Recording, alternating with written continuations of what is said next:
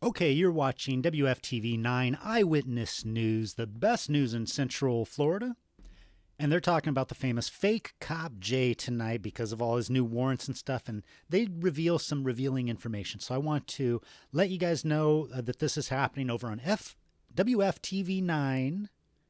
And you should check them out because they got good news on Jeremy Dewitte. Let's go ahead and watch this and see what they have to say about fake cop Jay. This is Channel 9 Eyewitness News at 4. Coverage you can count on. Right now at 4:30, a new twist in a bizarre case. You were arrested and charged with a bunch of stuff. Central Florida's so-called fake cop is in trouble again. The new charges he's facing that may keep him behind bars for some time. New at 4:30, prosecutors are slapping an accused cop impersonator with a dozen new charges. Good afternoon, I'm Greg Wormuth. And I'm Darlene Jones. They say Jeremy Dewitte lied about aspects of his Metro State funeral escort business to insurance companies and police officers. Channel 9's Nick Papantonis is live outside of the Orange County Jail this afternoon. Nick, Dewitte faced another judge this afternoon.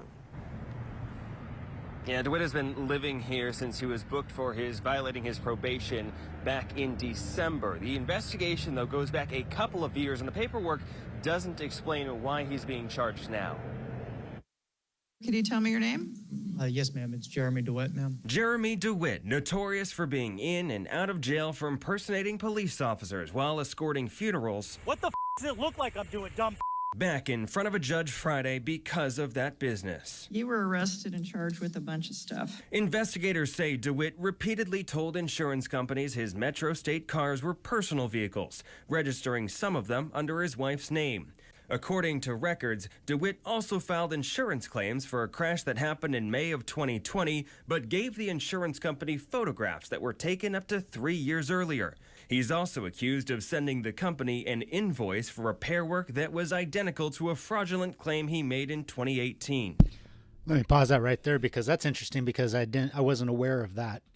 So he was sending out fake invoices for repairs that had already been done from a previous fraudulent insurance claim and stuff like that. I can't wait to hear Jeremy's excuses for this, being like, oh, I just got the pictures confused. I have the real ones.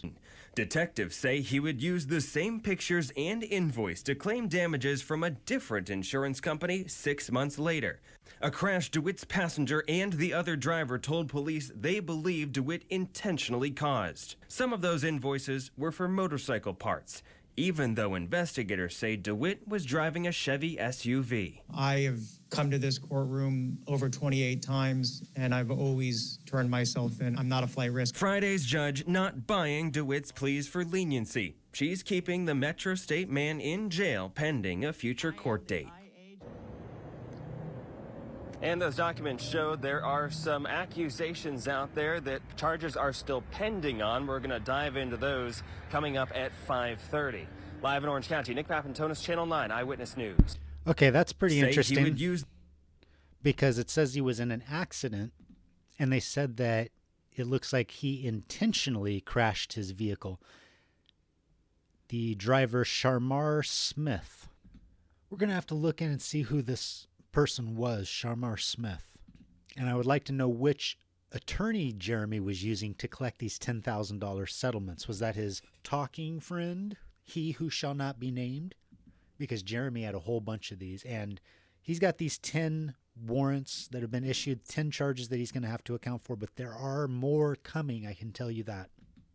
And then also the fact that he got in one accident, but then later he said he got in another accident with a different insurance company and sent those same photos from 5 months earlier. He's ripping off USAA Insurance Company, which is actually for veterans. So he caused an accident with somebody that had USAA, and then he sued USAA Insurance Company and Affinit, wherever you pronounce that. So he's collecting money from these veteran-supported insurance company. Come on, Jeremy. That's low. We're going to be covering these. We're also going to be going over the lawsuits. We're going to be going over all that stuff and letting you know all about it right here on Police Tubes. Far Removed Uncle. Thanks for watching. Stay tuned. And as always, make sure you have yourself a great day.